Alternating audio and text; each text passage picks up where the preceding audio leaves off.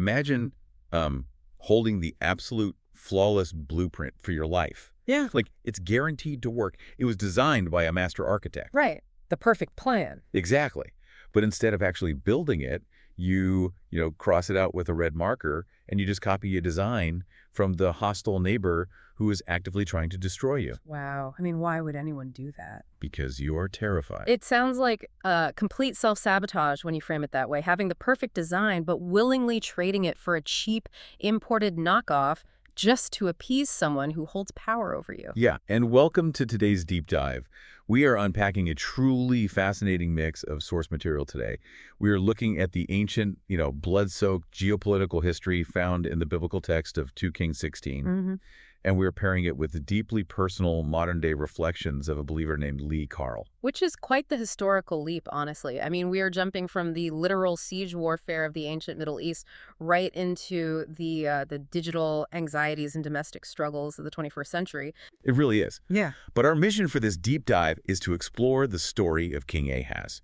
He made this disastrous, kingdom-altering decision to redesign God's temple, and he was aided by the silent complicity of his priests. Urijah. Right, Urijah. Yeah. And we're going to use Lee Carl's powerful insights to really understand how compromising our core values to appease the modern world well, how it always ends in self-destruction. Okay, let's unpack this. Well, to start, we really need to establish the sheer psychological pressure cooker that King Ahaz is sitting in. Yeah, set the scene for us. Right. So Ahaz takes the throne of Judah at just 20 years old. He's incredibly young. And the historical text makes it clear immediately, like right out of the gate, he does not walk in the ways of his ancestor, King David. Not at all. No, Ahaz completely turns his back on what is right. He walks in the ways of the kings of Israel, adopting the horrific practices of the surrounding nations. I mean, he even goes so far as to make his own son pass through the fire. Sacrificing his own child. Yeah. It is a level of desperation and, frankly, darkness that sets the stage for everything else he does. Yeah. Exactly. He's burning incense in the high places, on the hills, under every green tree. He's throwing everything at the wall spiritually, leaning fully into the pagan practices of the era. But geopolitically, his kingdom is just collapsing around him. He is feeling an immense existential squeeze. Rezin, the king of Syria, and Pekah, the king of Israel, form this military alliance and march on Jerusalem to wage war. They literally besiege Ahaz. All right. Just put yourself in the shoes of a 20-year-old king surrounded by enemy armies, just watching your territory get systematically stripped away. And the Syrians actually drive the Jews out of the city of Elath and take it over. Ahaz is completely backed into a corner. He's desperate. Utterly desperate. And in a total panic, instead of turning to God for deliverance, which, is the entire foundation of his nation, he writes a letter to Tiglath-Pileser, the king of Assyria. Big boss. Right. Assyria is the dominant, terrifying, ruthless superpower of the day. And the language Ahaz uses in this letter is shocking. He writes, quote, "I am thy servant and thy son. Come up and save me." Thy servant and thy son. That isn't just a request for a basic treaty. No. That is a massive statement of ultimate submission. He is completely capitulating. He is just handing over his sovereignty. And he backs it up with cash. He literally empties the house of the Lord. Just raids the whole thing. Yeah, he takes the sacred silver and gold found in God's house, combines it with the treasures of his own royal house, and sends it all as a bribe to the king of Assyria. Wow. It makes me think of a modern corporate scenario. It's like the CEO of a struggling company who secretly embezzles the employee pension funds, the untouchable sacred trust of his people, just to pay off a mobster for protection. Yeah. He's stealing the sacred to pay off the corrupt. The psychology of that move is critical, though. He is trading a sacred inheritance for immediate worldly security. But wait, I have to push back here. Okay, go for it. Let's be entirely realistic for a second. Yeah. If he doesn't do this, his entire nation is going to be slaughtered by the Syrian alliance. From a purely historical, real politics standpoint, survival is step one. Like, if you are dead, you don't have a nation to lead anyway. Isn't this kind of extreme adaptation just, necessary for survival? I mean, if you look at it solely as a secular chess match, you could absolutely argue he made the only move he had. And, it works temporarily. Assyria does come to his aid. They attack Damascus and kill Rezin. Right, problem solved. On paper, yes. But this is exactly where Lee Carl's reflections provide such a vital counter-perspective. The insight here is that surviving physically while destroying your spiritual foundation leaves you with nothing worth saving. Uh-oh. A Yeah. journal entries state this beautifully, quote, "Giving anything to the world or the devil, God's time, energy, or materials is enmity with God." Ahaz's political compromise wasn't just a savvy maneuver, it was the gateway drug to his ultimate spiritual failure. Because he couldn't compartmentalize it. He Mhm. couldn't just, like, pay the bribe and walk away. Right, the human brain doesn't work that way. When you prioritize worldly alliances over your core convictions, you start a cascade. You begin by sending away the gold to survive, but eventually you start changing the fundamental structure of who you are and what you worship to match your new protector. Which brings us to the moment in Damascus. Yes. The Damascus blueprint. This is where the story shifts from a desperate political alliance to literal physical desecration. So the king of Assyria defeats Damascus, and Ahaz travels there to meet him, essentially to kiss the ring. Right. And while he's standing in Damascus, Ahaz sees a pagan altar, and he's completely obsessed with it. You have to ask why he is obsessed with it, though. He isn't just updating the decor because he has an eye for aesthetics. No, definitely not. He is standing in a conquered city looking at the religious infrastructure of the empire that just saved his life. The Assyrians are the winners here. Ahaz wants to worship the way the winners worship. That makes total sense. It is the allure of syncretism. He sees the shiny, successful, powerful Assyrian-backed altar, and he believes that replicating their system will somehow replicate their power. He goes so far as to send the exact fashion, the pattern, and the workmanship of this pagan altar back to Urijah the priest in Jerusalem. He demands that it be built. Incredible. And this triggers one of the strongest reactions in the modern source material we were looking at. The notes from Carl say with such visceral passion, quote, "God forbid that I or we as saints modernize what God has designed in his day's church." That word modernize is carrying so much weight there. Yeah, tell me about it. It perfectly captures what Ahaz is doing. He is taking God's sovereign, ancient design and overriding it with a new, trendy upgrade. He is intermingling God's sacred objects with the world's standards, doing it solely to appease his own insecurity and his new political overlords. And the execution of this is just brutal. Ahaz doesn't just place this new, trendy altar in the temple courtyard as a secondary monument. No, he doesn't. When he returns from Damascus, he takes the original brazen altar, the one specifically designed by God, and physically moves it out of the way to the north side. Just shoves it aside. Exactly. He then commands Urijah that this new, pagan-inspired great altar will now be the center of everything. All the morning and evening sacrifices, all the blood sprinklings, the meat offerings. He fundamentally displaces the authentic center of worship with a worldly replica. And the most tragic, almost insulting detail of this entire historical account is what Ahaz says to do with the original altar. Right, this part is wild. He says the original brazen altar will just be for him to inquire by.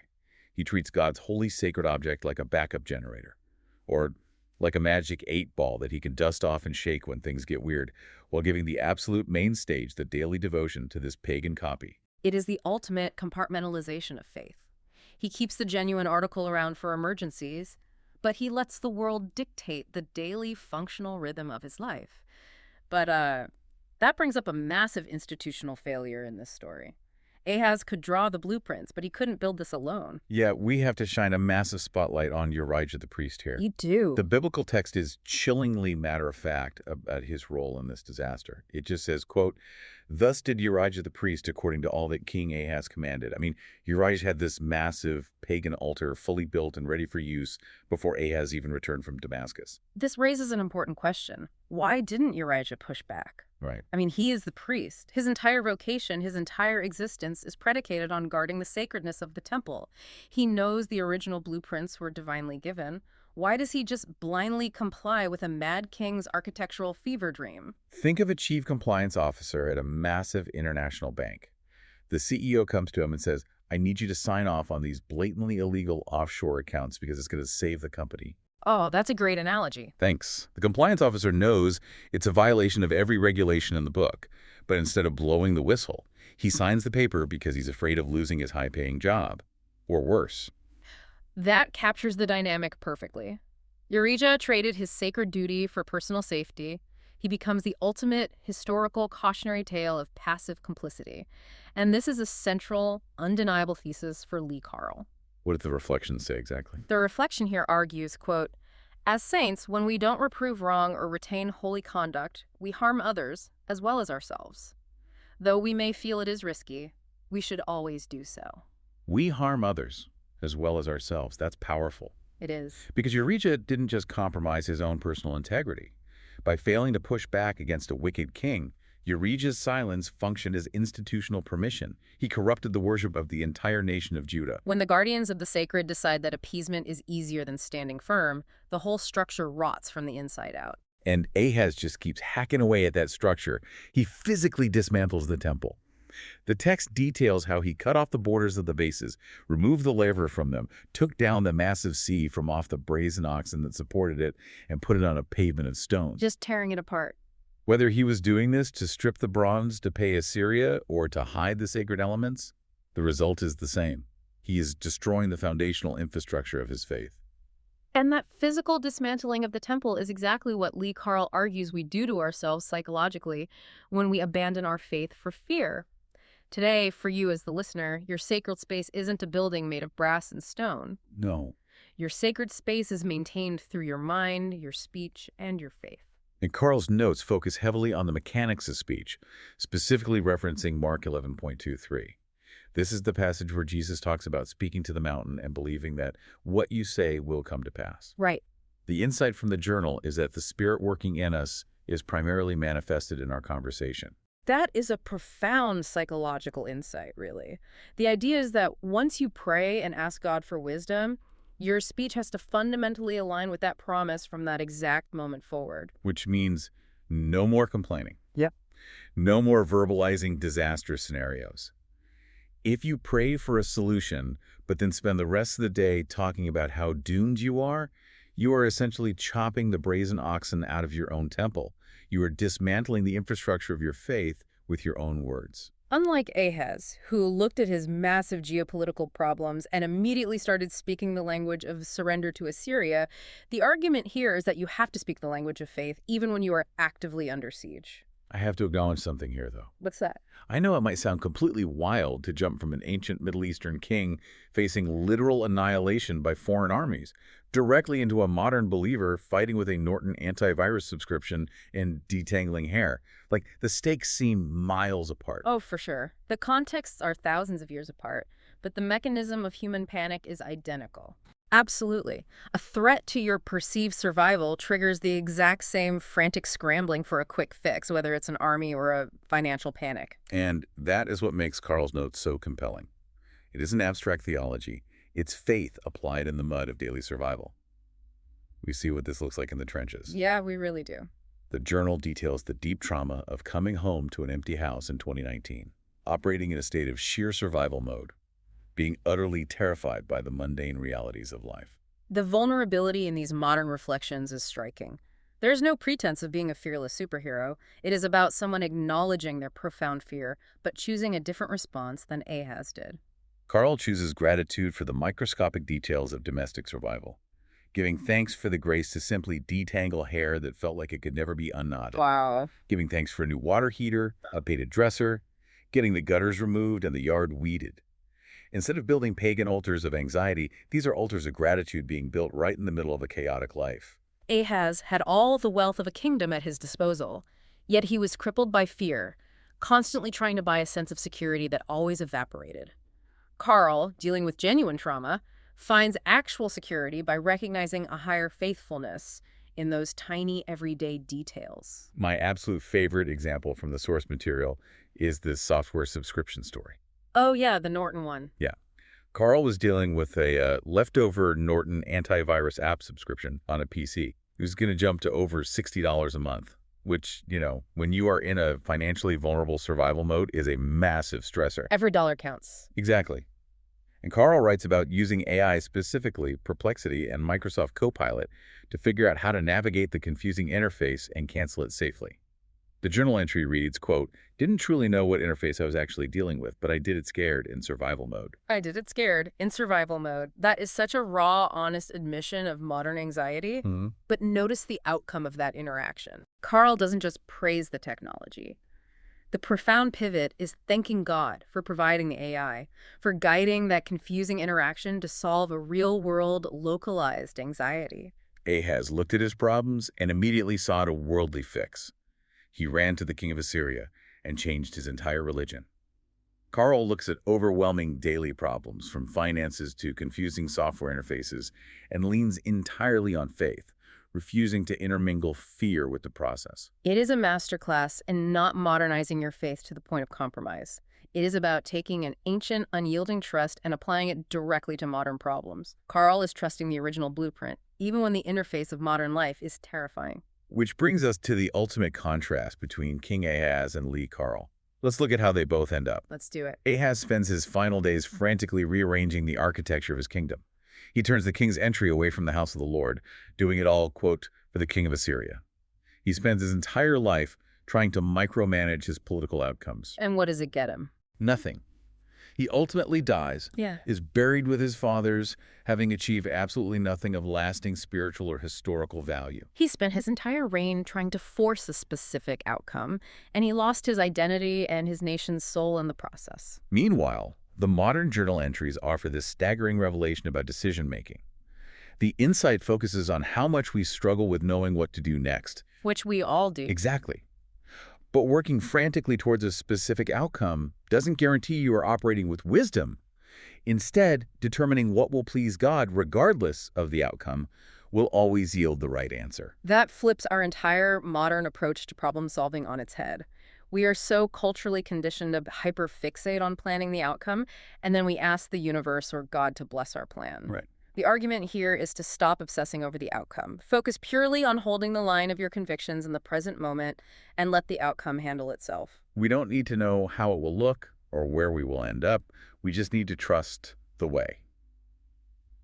So what does this all mean? Actually, let me ask you, the listener, to really think about this in the context of your own daily life. How often do you try to play the architect of your own existence? How often are you stressing over forcing a final outcome, frantically redrawing the blueprints of your life with a red marker instead of just walking the right path today? If we connect this to the bigger picture, the underlying principle is entirely timeless. It does not matter if you are an ancient king staring down a terrifying invading army or a modern individual facing a daunting home repair and a confusing digital interface. Yeah. The rule remains the same. Trust the sovereign design. Do not rewrite your deepest values to appease the world or to alleviate your own temporary panic. We've covered so much conceptual ground today. We've traveled from the besieged, blood-stained walls of ancient Jerusalem to the incredibly relatable digital anxieties of an everyday believer. Yeah. And the thread connecting them is undeniably clear. What's that? The sacred core of who you are must never be compromised for the sake of convenience, fear, or worldly approval. We saw how Ahaz's frantic, worldly appeasement and Uriah's silent, cowardly complicity corrupted an entire nation. And we saw how that historical disaster stands in stark contrast to Lee Carl's vocal, unyielding reliance on faith in the face of deep personal trauma.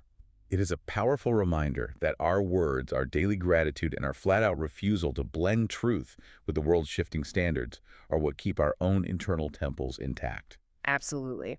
As we wrap up this deep dive, I want to leave you with a final, lingering question to ponder on your own. Look closely at your own life right now. What is your personal Damascus altar? Oh, that's a tough one. It is. Is there a space in your life, your career, or your relationships where you are quietly swapping out your deepest, most sacred convictions for a shinier, more acceptable modern pattern just to fit in? It is a question that requires a brutal amount of total honesty to answer. It really does. Thank you for joining us on this deep dive into the blueprints of the lives. Remember, true wisdom isn't about changing the design to match the world. It's about trusting the architect.